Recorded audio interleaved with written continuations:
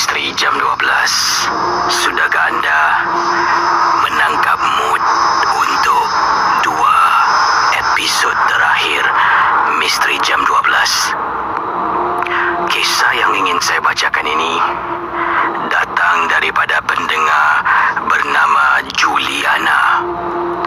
Hampir setiap malam Juliana akan dengar tangisan di dalam rumahnya.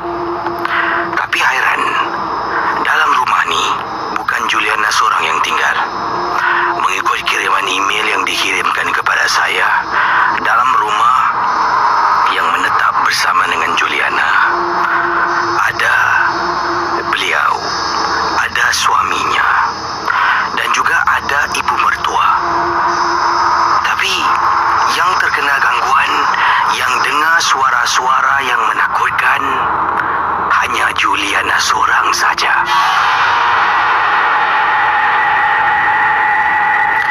Antara perkara akan berlaku waktu malam, kalau Juliana sedang tidur, nanti katanya saya akan dikejutkan dengan suara perempuan menangis dalam rumah saya.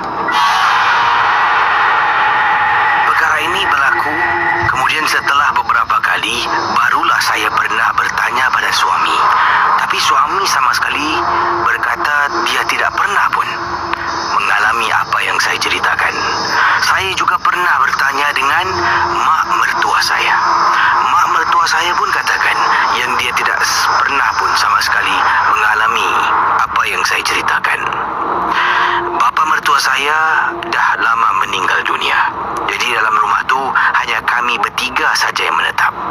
Pada mulanya saya tak tahu apakah sebab dan punca yang mana saya seringkali mendengar suara tangisan perempuan di dalam rumah saya.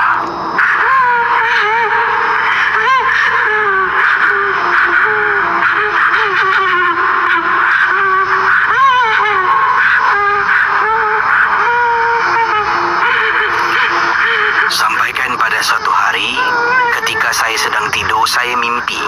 Saya mimpi yang saya ada dalam rumah, dan saya mimpi dalam mimpi saya suara tangisan itu kedengaran, dan saya mimpi bila saya ikut suara itu datang daripada kawasan ruang tamu rumah. Kemudian saya menghampiri suara itu. Alangkah terperanjatnya dalam mimpi saya, Casey, kata Juliana, saya ternampak seorang perempuan sedang duduk di meja makan yang memandang ke arah pertentangan yang mana belakangnya membelakangi saya. Bila saya menghampiri wanita itu, dalam mimpi saya agak berani sedikit. Saya pun bertanya kepada wanita itu, apa kau buat dekat rumah aku? Apa urusan kau datang rumahku? Apa urusan kau? Kenapa kau datang sini? Aku tak pernah ganggu kau. Dan kenapa aku seorang saja yang dengar suara kau? Kata Juliana dalam mimpi kepada makhluk yang sedang duduk. Pendengar Misteri Jam 12, apabila saya bercakap dengan dia di dalam mimpi, suara yang menangis tu, anda bayangkan ini Juliana dalam mimpi, dia nampak susuk tubuh dekat ruang tamu di meja makan, membelakangi dia, hanya nampak bahagian belakang. Apa tujuan kau datang rumahku? Kenapa aku seorang je yang dengar? Kenapa orang lain tak dengar? Kenapa? Tolonglah. Jangan ganggu aku, tolonglah. Setelah Juliana kata tolonglah, jangan ganggu aku, suara tangisan terus berhenti. Ya, berhenti. Juliana masih belum tahu siapakah gerangan yang duduk dekat ruang tamu. Tidak ada suara. Apa yang terjadi berikutnya, benda tu nak toleh dan nak tengok saya. Saya pun rasa curiga siapakah empunya diri yang duduk dekat ruang tamu. Sebelum sempat benda tu toleh, di luar kawasan luar rumah saya tiba-tiba hujan selebat-lebatnya. Bayangkan pendengar Ria 897 pada waktu malam, hujan selebat-lebatnya. Saya terbangun, terjaga daripada tidur saya pada waktu malam. Saya tengok dekat luar hujan lebat, suami saya sedang nyenyak tidur. Saya bangun dan alangkah terperanjatnya apabila saya bangkit dan keluar daripada bilik, saya ternampak susuk tubuh yang sama sedang duduk dekat ruang tamu rumah saya. Pendengar Misteri Jam 12, saya tak berani nak keluar sebab itu adalah realiti. Dalam mimpi kemungkinan saya berani, tapi dalam realiti saya tak mampu sebenarnya nak menegur sesuatu yang duduk dekat ruang tamu. Dan akhirnya saya mendapat tahu apakah tujuan makhluk tu datang ke rumah saya dan kenapa saya seorang saja yang mendengarnya. Dan inilah yang dijelaskan oleh Juliana. Saya berjumpa dengan seorang pakar perubatan tradisional.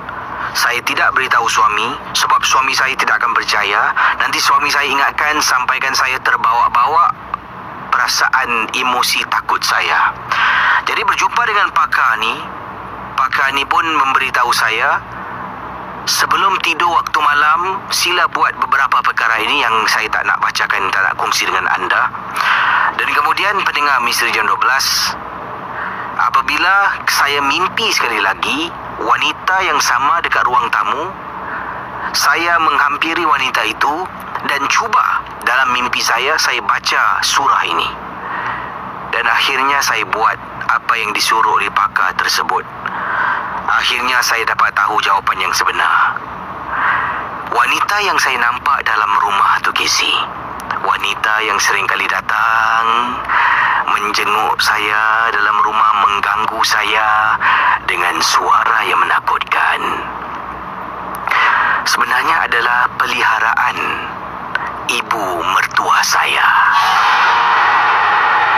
Ya, ibu mertua saya yang pelihara makhluk itu. Tapi ibu mertua saya memang tidak ada niat nak menakut-nakutkan saya, tidak. Ceritanya begini, benda tu dipelihara oleh ibu mertua. Dan oleh kerana ibu mertua dah tak jaga lagi dengan baik, dengan sempurna, sebabnya benda tu harus diturunkan kepada seseorang, dan seseorang itu haruslah seorang wanita, Casey. Jadi ibu mertua difahamkan mendapat saka ni daripada ibunya. Dan ibu turunkan ibunya, iaitu nenek, turunkan kepada ibu mertua seorang anak perempuan.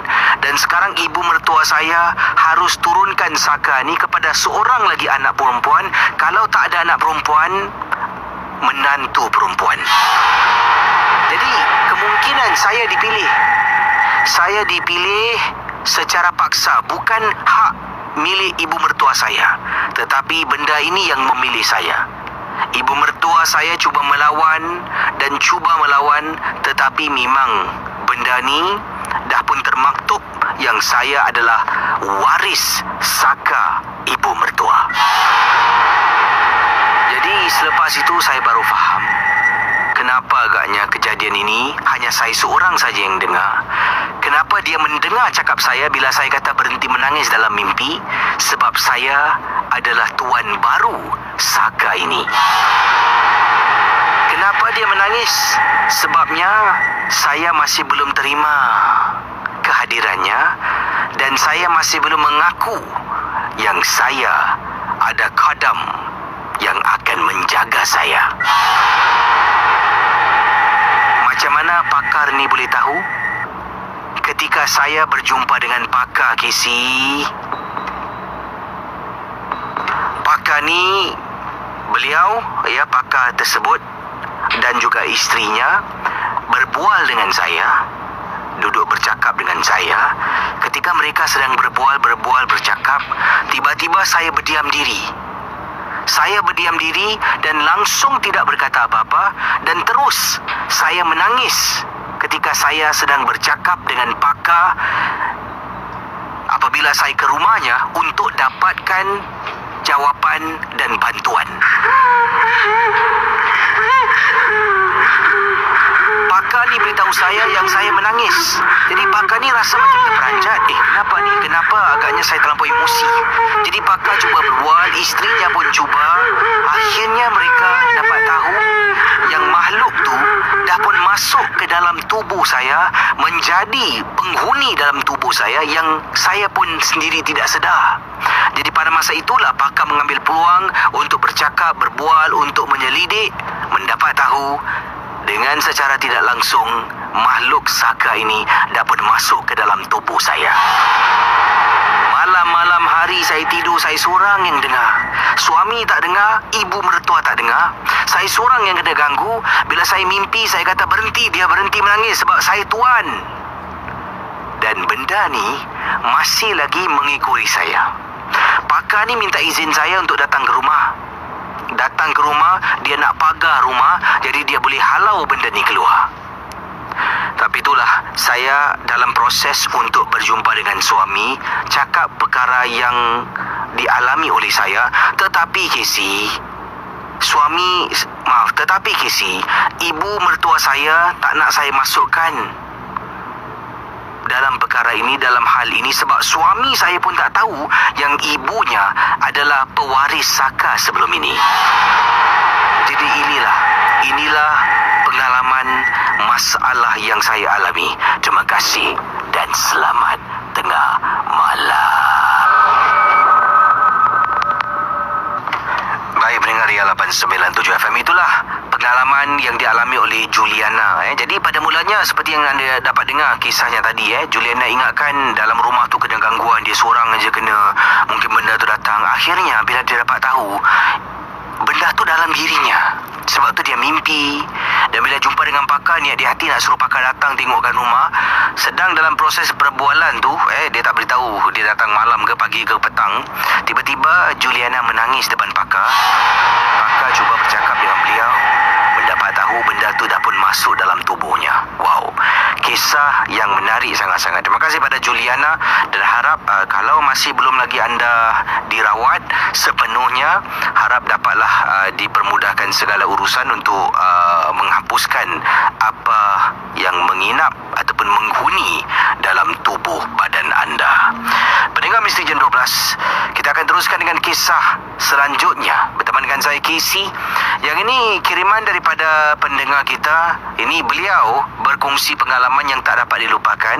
Ini berlaku ketika dia berlari-lari anak pada waktu malam. Dan katanya mengikut kiriman email kepada saya,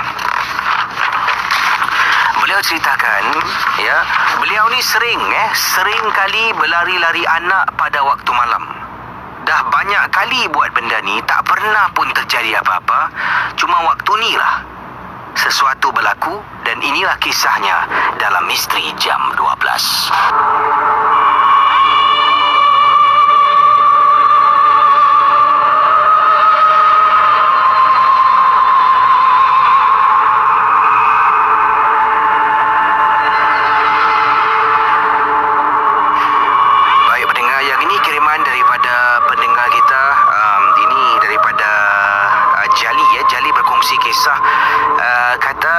Saya sering berlari-lari anak pada waktu malam kerana saya bertugas pada pagi sampai ke petang.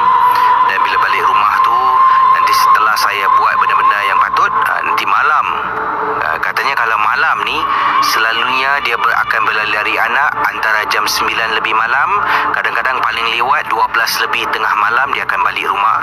Dan sebelum tu dia akan mandi, bersihkan diri, tidur. Katanya Casey, selepas saya jogging, saya balik rumah, saya mandi, saya tidur saya paling nyenyak, Casey.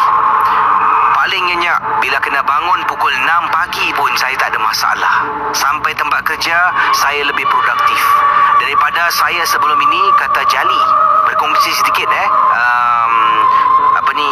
keajaiban, keistimewaan bila bersenam pada waktu malam ni.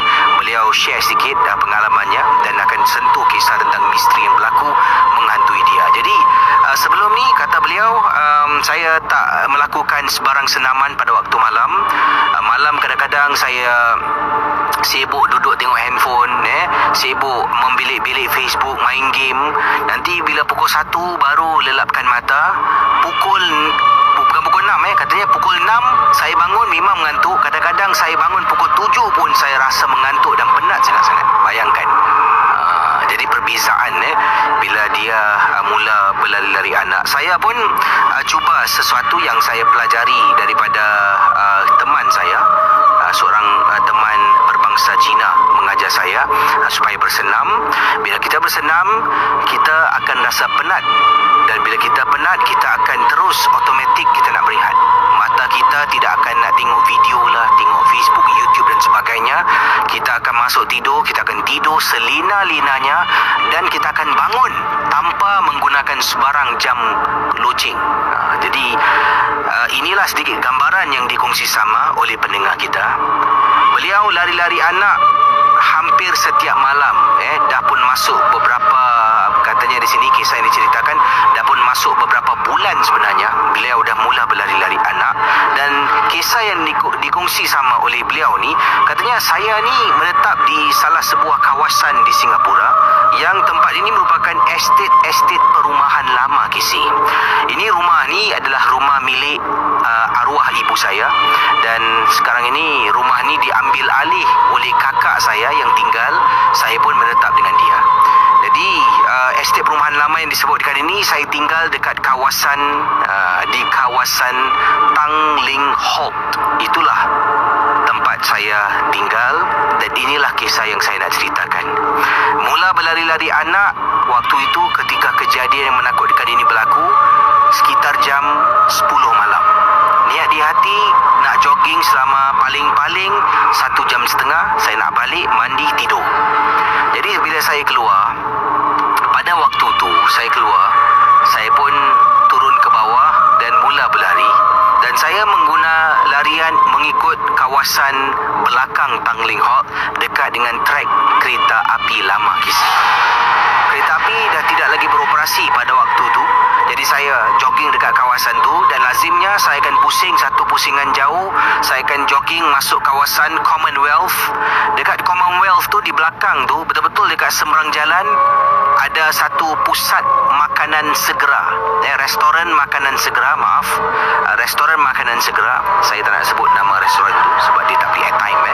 Jadi dekat restoran makanan segera tu, di belakangnya tu ada hutan, hutan, kemudian ada macam kawasan tempat makan, kemudian tempat letak kereta.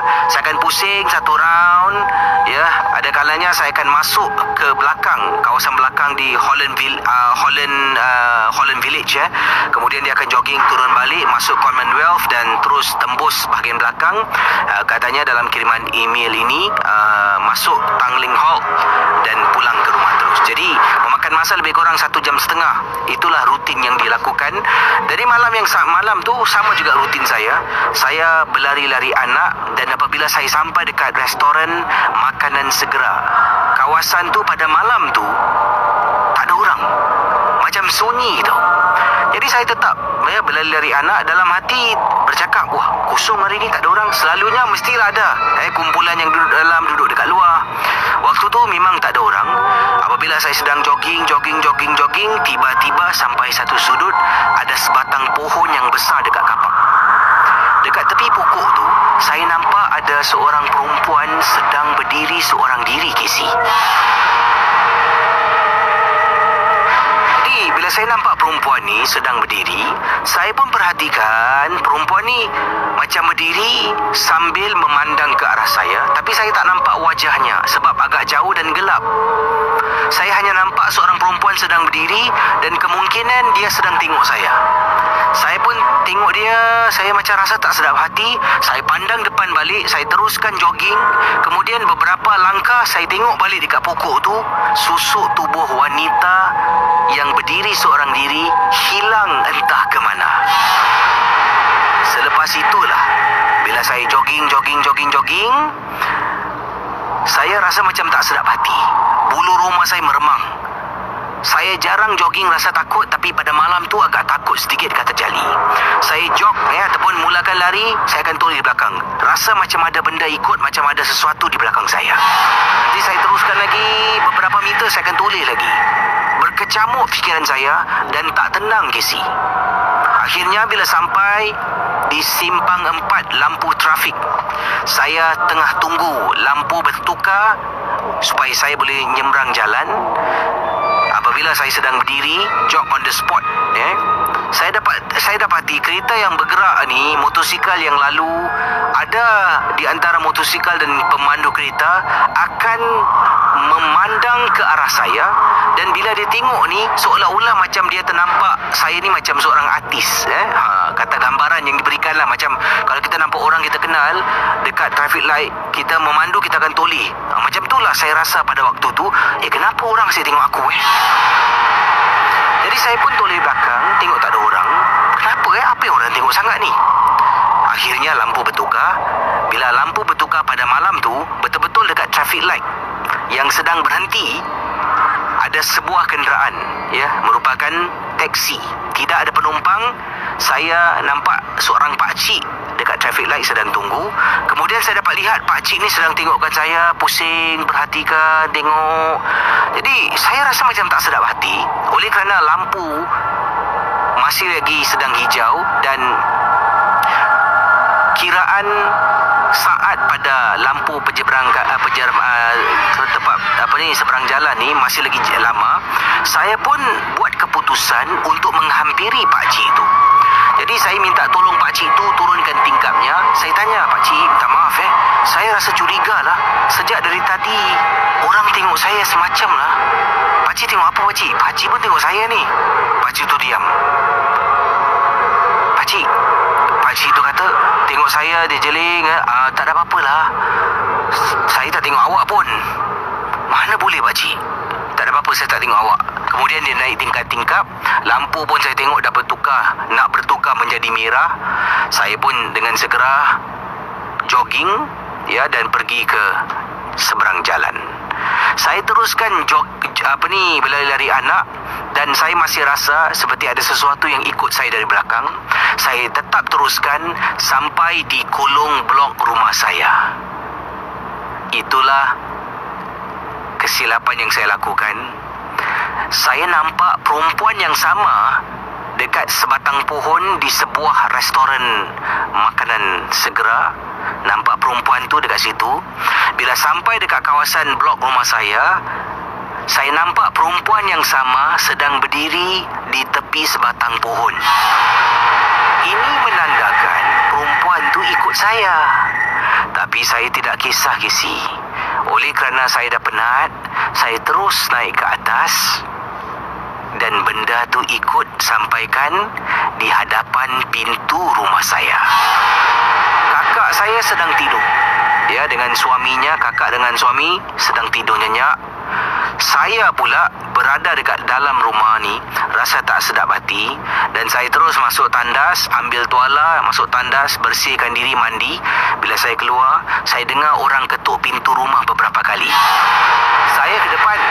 Bila buka pintu, depan memang tak ada orang. Saya masuk balik, orang ketuk lagi, keluar lagi, tak ada orang. Kemudian pendengar misteri jam 12, bilik saya tingkapnya terletak di tepi koridor luar rumah. Tingkap saya pun diketuk beberapa kali pada waktu malam. Sampaikan saya dah tak tahu nak buat apa sebab terlampau mengganggu sangat. Saya tidur di ruang tamu, pun kena ketuk pintu. Kakak saya bangun keluar rumah. Dia kata, "Dik, kau tak dengar ke orang ketuk pintu?" "Kak, yang buka, Kak, tak ada orang." "Mana kau tahu?" Kakak saya pergi depan. Bila kakak saya buka pintu, sememangnya tidak ada orang. Benda tu tak boleh masuk dalam rumah, Casey. Tak boleh masuk dalam rumah. Kemungkinan agaknya ialah arwah mak saya adalah seorang bekas guru mengaji. Rumah tu ketika arwah mak masih ada, hampir setiap hari akan ada budak-budak datang mengaji, belajar mengaji dari arwah mak. Jadi saya rasa kemungkinan rumah tu dilindungi. Jadi dia tak boleh masuk, dia hanya sekadar mengganggu dekat luar rumah saja. Tapi benda ni berlaku hanya untuk satu malam dan satu pengalaman saja. Terima kasih dan selamat tengah malam. Saya akan tinggalkan seketika konti ni sebab ada seseorang menelpon saya. Nanti saya akan datang balik, kita akan dengar lagu. Nanti akan saya ceritakan lah. Bukan sekarang lah. Tengah on air tadi ada dapat telefon. Yalah, tiba-tiba rasa seram sejuk ni bukan dibuat-buat. Ini adalah bantuan kecemasan tuan-tuan dan puan-puan, kes kronik nampaknya. Kalau boleh saya ceritakan, saya akan ceritakan pada anda sebentar nanti. Tapi sekarang kita dengar beberapa buah lagu dahulu sebelum saya kembali sebentar nanti ya. Saya kembali ya. Saya kembali di udara Ria 897 bersama dengan anda dalam rancangan Misteri Jam 12. Kita akan dengar lagu sebentar nanti. Tadi ada seorang kita di Mediacorp ni di bawah satu bumbung lah, dan di bawah satu bumbung Mediacorp ada 13 stesen radio. Kita boleh hubungi, kita ada internal phone dalam konti ni. Kita boleh hubungi antara satu sama lain. Sekiranya kalau perlukan sesuatu, kita boleh telefon je. Nanti dia akan, hey, I'm from this station. Do you happen to have blah blah tu ini semua? Tak kisahlah, stesen India ke, kita sebumbung ni dah macam keluarga. Stesen Inggeris, stesen Melayu, ya, semua di bawah Cina, di bawah satu bumbung. Dan saya tak nak beritahu siapa, tapi tadi salah seorang daripada mereka ni menghubungi dan katanya boleh tolong temankan sekejap tak? Dia kata dia tak tahu siapa lagi dia nak telefon. Jadi saya pun, okeylah, saya kata tunggu sekejap, saya akan putarkan lagu. Dan beliau rasanya macam tak sedap hati ketika beliau ke udara awal tadi. Saya tak akan beritahu siapa, dan beliau kata kasih dia tenangkan perasaannya yang sedang tidak tenteram pada waktu itu. Jadi saya datang sekejap dan setelah bercakap dengan dia, tengok dia dah tenang sikit, saya kembalilah ke konti Ria 897. Saudara, mungkin ini hanyalah satu perasaan ya ketika kita sedang bekerja seorang diri. Dan lagipun Mediacorp ini hari demi hari banyak departmen berpindah ke bangunan yang baru. Bangunan baru, tempat baru, jauh dari sini. Jadi lama-kelamaan Mediacorp ini hanya akan tinggal stesen-stesen radio saja. Office, pejabat-pejabat semua akan berpindah. Dan sekarang ni pun dah pun banyak departmen berpindah. Jadi pada malam hari khususnya macam sekarang, di tingkat atas semua kosong, gelap. Saya kat bawah tanah ni sorang-sorang. Jadi saya faham perasaan manusia yang ada kalanya mungkin bermain sesuatu bermain di minda. Jadi mungkin maka itulah beliau rasa tak sedap hati dan telah pun menghubungi. Tak tahu siapa lagi sebab beliau mungkin tahu saya seorang yang bekerja pada waktu malam. Jadi saya pun bukan hero lah. Datang takut juga. Sekali bila datang dekat stesen radio konti, datang tengok, kau you call me ah? Mana ada orang? Tak ada orang. Tu kronik juga.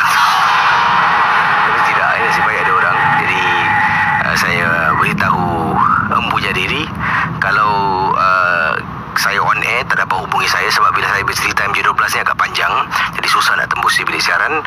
Just telefon handphone, saya akan datang dalam I will be there in a flash. Saya cakap dengan dia. Jadi harap semua berjalan dengan lancar, saudara. Dan kita kembali dengan kisah-kisah anda selepas pesanan dan juga lagu berikut ini.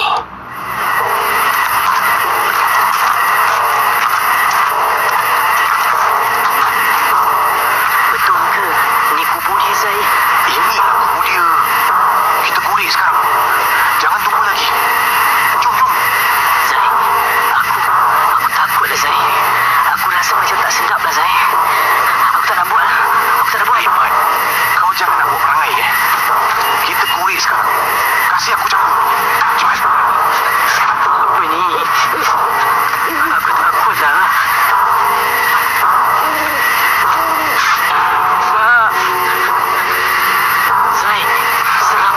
Zai.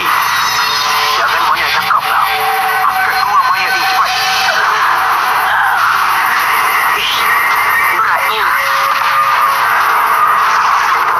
Kasih aku api. Api. Hai, Mai. Pasti semua perempuan akan tunggu dekat aku.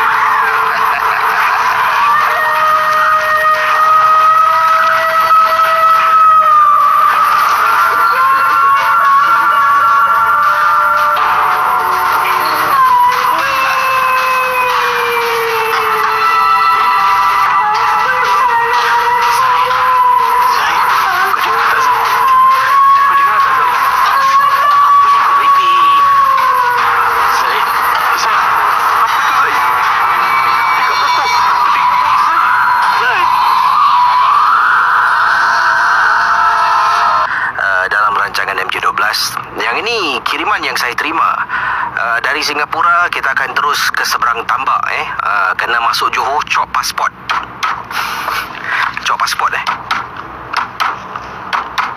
Saya suka dengar bunyi itu.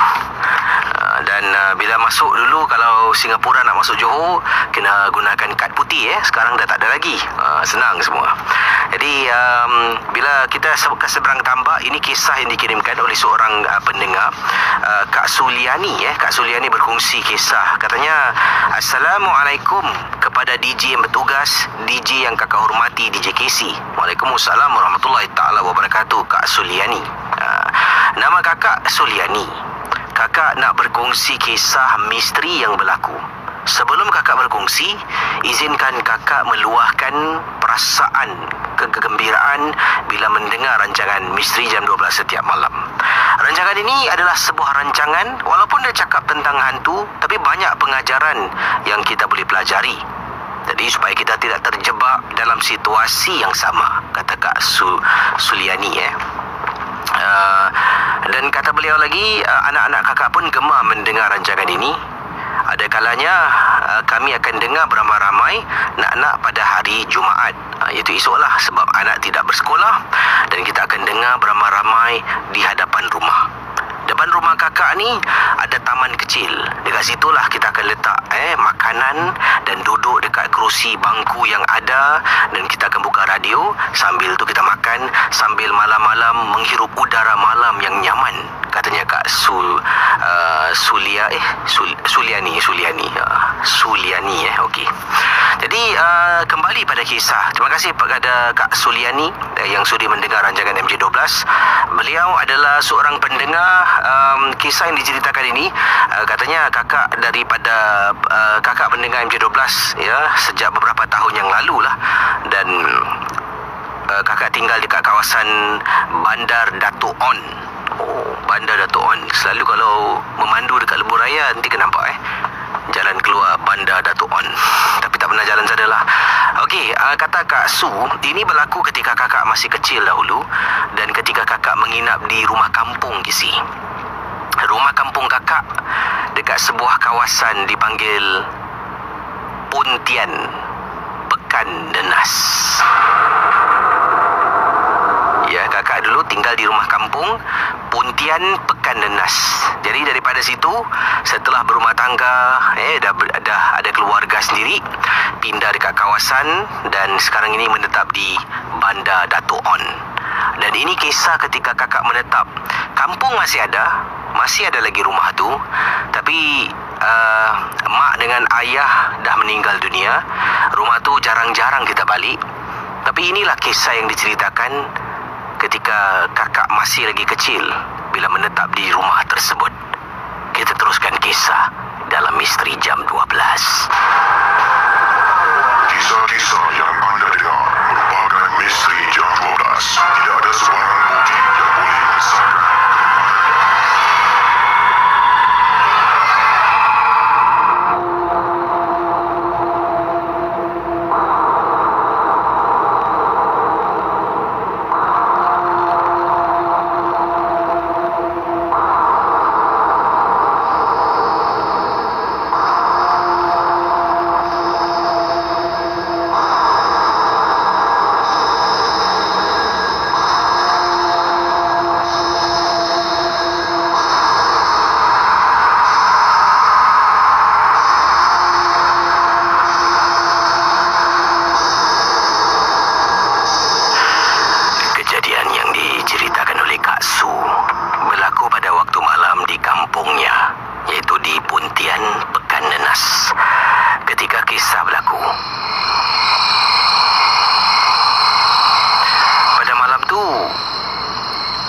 sunyinya agak semacam sedikit. Kakak sedang berdiri di tingkap dekat ruang tamu sambil memandang ke arah luar tingkap, melihat sekitaran rumah. Kawasan di hadapan memang gelap. Rumah kampung, Casey, yang cahaya lampu yang ada hanyalah datang daripada cahaya dekat kawasan rumah-rumah yang ada pada malam itu. Memang tak ada lampu jalan, hutan memang gelap, tapi tetap boleh lihat dengan cahaya bulan yang menerangi malam tersebut. Mak kakak pada waktu tu suruh kakak tidur. Dah banyak kali mak kakak kata, "So, pergilah tidur, dah pukul berapa ni?" Oleh kerana kakak ni memang gemar, Casey, diri dekat tingkap, suka tengok dekat luar. Malam-malam hari seorang diri. Sebab pada kakak tenang lah, Casey, sangat tenang. Dan waktu tu kakak memang tidak sekolah dan tidak bekerja, sebabnya baru habis persekolahan. Usia kakak ketika kejadian yang menakutkan ini berlaku adalah 20 tahun. Jadi sedang diri dekat tingkap sambil tengok kawasan dekat luar. Kemudian mak panggil, "So, masuklah tidur, dah pukul berapa ni? Nantilah mak, kejap lagi Su tidur. Su saja nak dekat tingkap ni lah mak, tenang sangat." Kemudian mak pun mungkin masuk ke dalam bilik lah. Su masih berada dekat ruang tamu. Katanya Kak Su masih dekat ruang tamu, dekat tingkap sedang berdiri dan tengok dekat luar rumah. Apabila kakak sedang berdiri, tengok,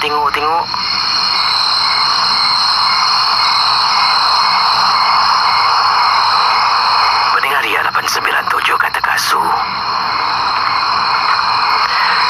tiba-tiba bulu roma kakak meremang. Bila bulu roma meremang, ia adalah satu petanda ada sesuatu yang tidak senang akan berlaku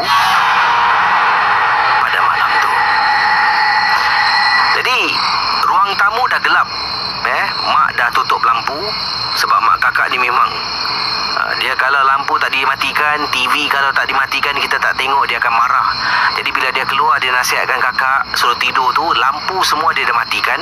Cuma lampu yang hidup, pada malam tu lampu yang hidup adalah lampu daripada bilik tidur kakak. Jadi cahaya lampu daripada bilik tidur menerangi bahagian-bahagian tertentu rumah. Dan bila dah meremang, kakak pun toleh belakang. Kakak nampak mak kakak sedang berdiri. Sejak mungkin awal tadi bila dia suruh kakak masuk bilik, dia masih lagi berdiri sedang menunggu kakak nak masuk ke dalam bilik. Jadi oleh kerana waktu tu sedang berdiri, tiba-tiba meremang toleh belakang. Astaghfirullahalazim. Mak ni takut kau orang lah. Mak pergilah tidur. Yang mak tercegat kat situ apsal. Kakak marah mak. Kakak suruh mak pergi tidur. Mak kakak berdiri, mungkin tak gerak-gerak dari tadi. Jadi kakak cakap dengan dia, "Mak pergilah tidur. Nanti Su masuk tidur." Jadi saya pun pandang balik dekat luar rumah. Pandang dalam 2-3 saat toleh belakang, mak kakak nampak dia masuk bilik. Tapi dia masuk dalam bilik tidur kakak, Casey. Kakak nampak mak kakak jalan masuk dalam bilik tidur kakak. Apa dia buat ni? Mungkin ambil barang agaknya. Kakak pun okeylah, tengok dah masa pun dah lah. Kakak tutup tingkap, berjalan dengan niat dalam bilik akan ada mak kakak. Sampai dalam bilik, kakak tak nampak orang pun. Tingkap bilik kakak terbuka, tapi ada tingkap pagar tingkap yang dipasang oleh bapa kakak pada waktu itu. Dalam hati, tadi aku nampak mak aku masuk dalam bilik. Mana pula mak pergi? Kakak pun duduk dekat atas katil. Kakak terfikir, mungkin salah masuk bilik tak? Mungkin salah nampak mak masuk bilik mak balik. Entahlah, sedang bercakap dalam hati ni, mak kakak lalu Lalu depan pintu bilik kakak yang tak tertutup lagi. Hanya depan pintu bilik tu, pintu bilik memang kakak buka, cuma ada langsi.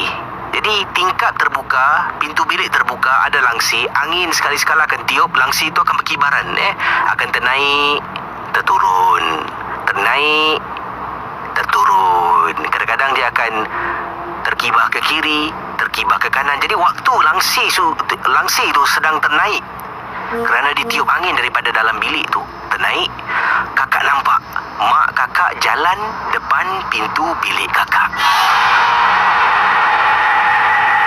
Jalan, mak. Kak Su kata kakak pun pergi dekat pintu, tengok luar. Kakak nampak mak kakak sedang berdiri dekat tingkap yang kakak diri awal tadi. Tapi tingkap tu dah tutup, cuma mak sedang berdiri dekat tingkap tu. Mak.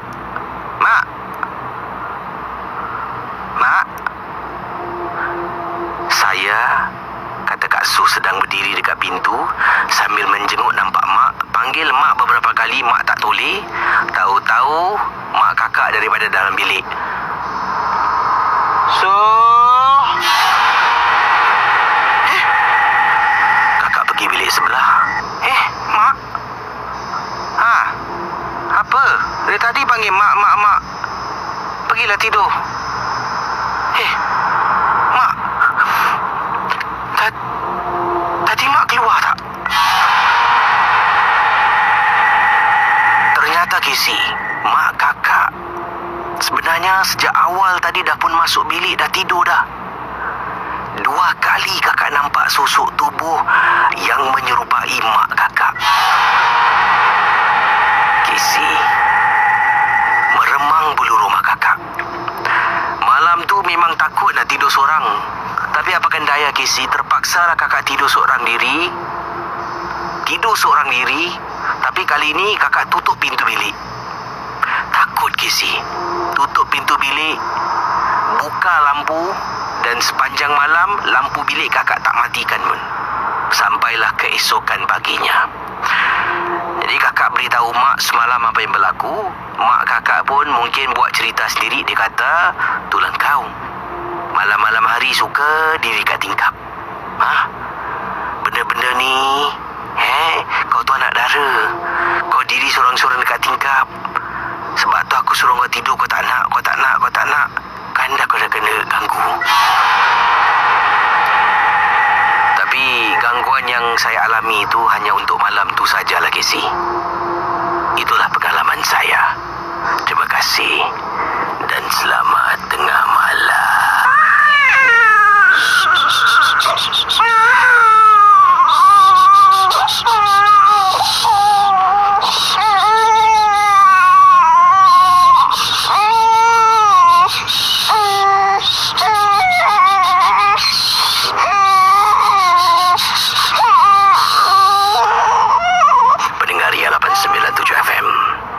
Kisah yang diceritakan ini datang daripada Arifin, berkongsi pengalaman dalam rancangan MJ12 Diri 897.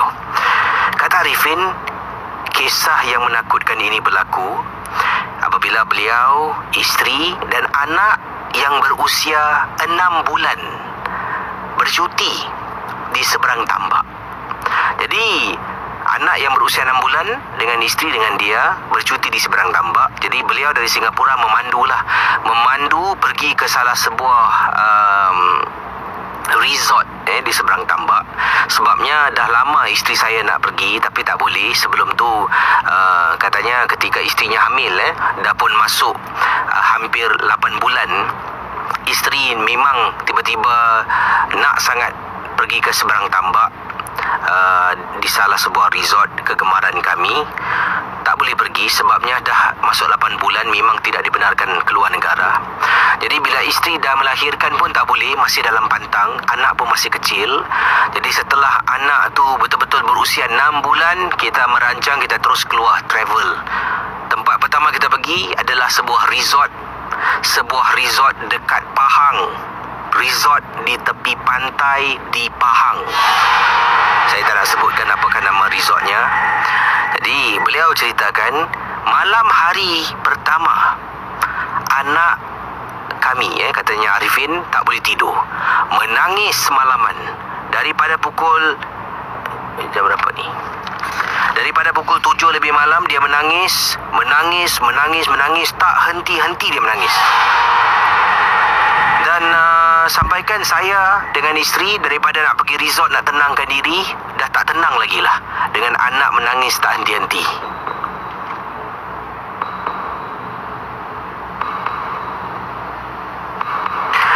Jadi kata Arifin,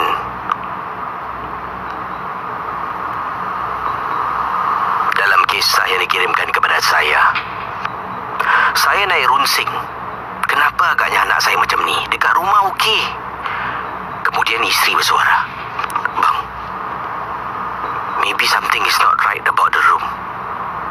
Katanya, "Bang, mungkin ada benda yang tak kena tak dengan bilik ni?" Saya pun nak positive thinking. Saya kata pada isteri, "Adalah, awak ni fikir bukan-bukan lah. Lebih awak fikir bukan-bukan nanti lebih teruk nanti. Janganlah fikir bukan-bukan, Anak masih menangis ni, Kesi." Dahlah, jangan nangis anak ayah ni. Jangan nangis,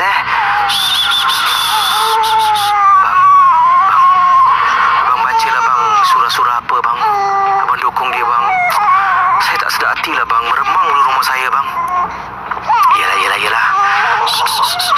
Bismillahirrahmanirrahim.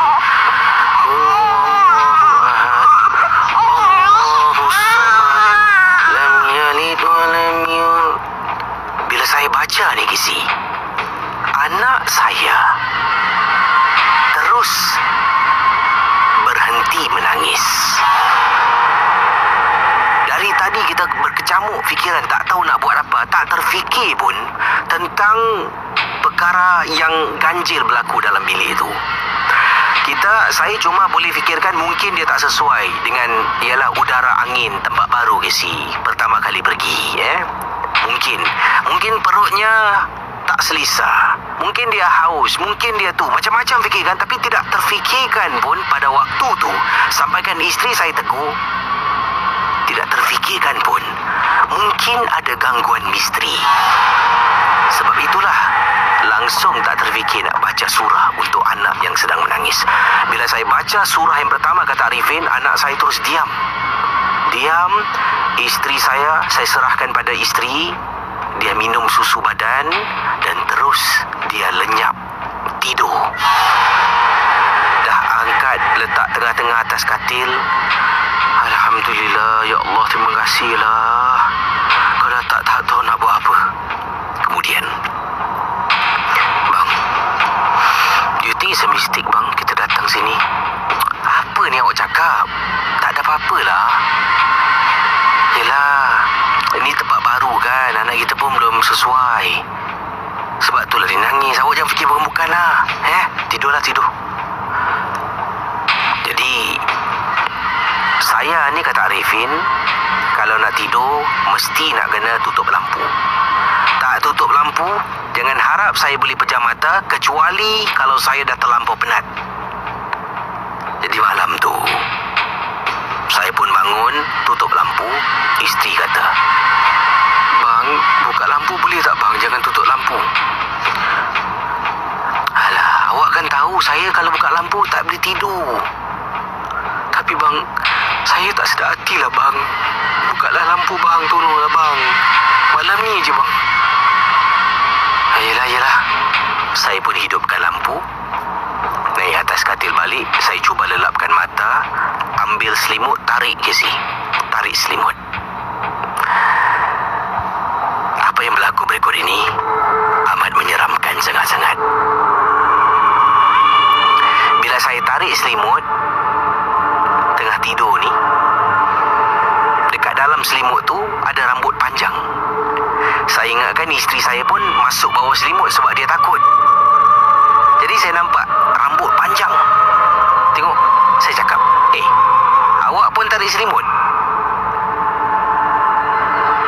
tarik selimut sebab saya tak boleh kena lampu. Nanti saya tak boleh tidur. Awak pun sama juga. Tutup lampu sudahlah. Isteri saya cakap. Bang, abang cakap dengan siapa bang? Saya tarik selimut. Isteri saya sedang baring sandar dekat belakang katil dengan anak di tepi beliau.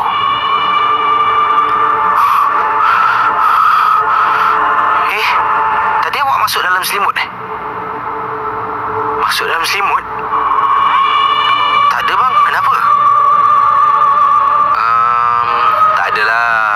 Saya ingatkan awak nak masuk dalam selimut. Yelah, kalau awak nak masuk dalam selimut, awak nak gelap, lebih baik awak tutup lampu. Saya tukar topik Casey. Tapi saya nampak Casey bila saya tarik selimut, dalam selimut tu ada perempuan rambut panjang, sama macam isteri saya. Casey, malam tu juga saya telefon pihak resort. Saya tanya, boleh tak kalau saya tukar bilik?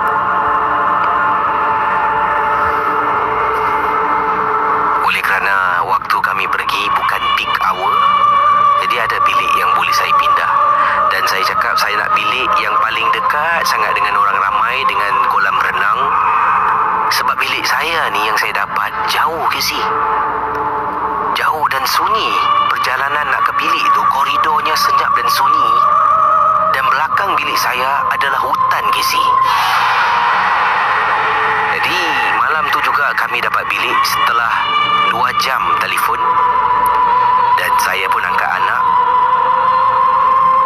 Pihak resort membantu kami dengan mengangkat perkakas dan beg-beg kami, pergi pindah ke bilik yang lebih dekat dengan orang.